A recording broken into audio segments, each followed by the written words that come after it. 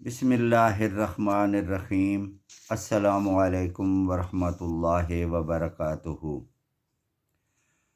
ترجمہ قرآن مجید کا سلسلہ آگے بڑھاتے ہوئے آج ہم سورہ اعراف کی آیت نمبر 26 سے 29 تک کا ترجمہ پڑھیں گے۔ آیت نمبر 26۔ اے آدم کی اولاد، ہم نے تمہارے لیے لباس پیدا کیا جو تمہاری شرمگاہوں کو بھی چھپاتا ہے اور موجب زینت بھی ہے، اور تقوی کا لباس یہ اس سے بڑھ کر ہے۔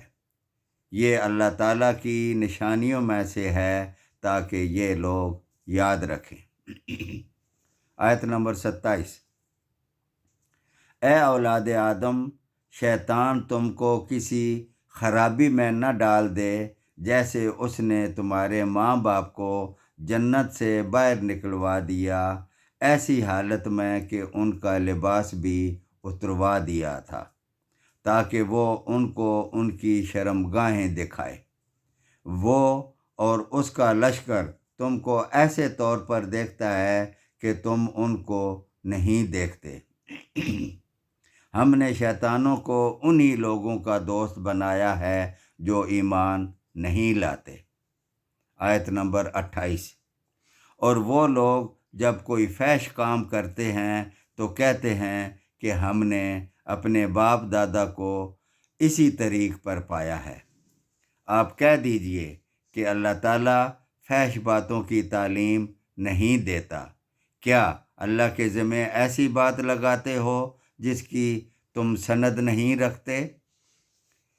اسلام سے قبل مشرکین بیت اللہ کا ننگے ہو کر طواف کرتے تھے اور کہتے تھے کہ ہم اس حالت کو اختیار کر کے طواف کرتے ہیں جیسے ہماری ماؤں نے ہمیں جنا تھا۔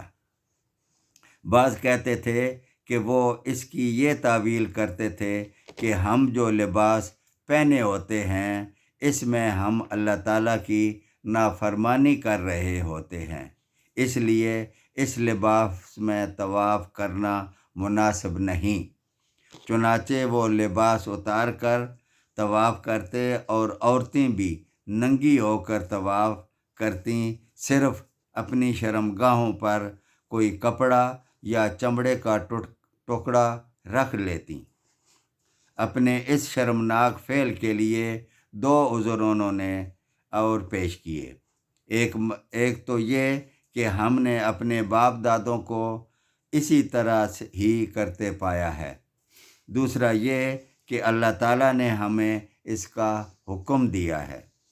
اوپر آیت میں اللہ تعالیٰ نے اس کی ترویج فرمائی ہے کہ یہ کس طرح ہو سکتا ہے کہ اللہ تعالیٰ بے حیائی کا حکم دے، یعنی تم اللہ کے ذمہ وہ بات لگاتے ہو جو اس نے کہی ہی نہیں۔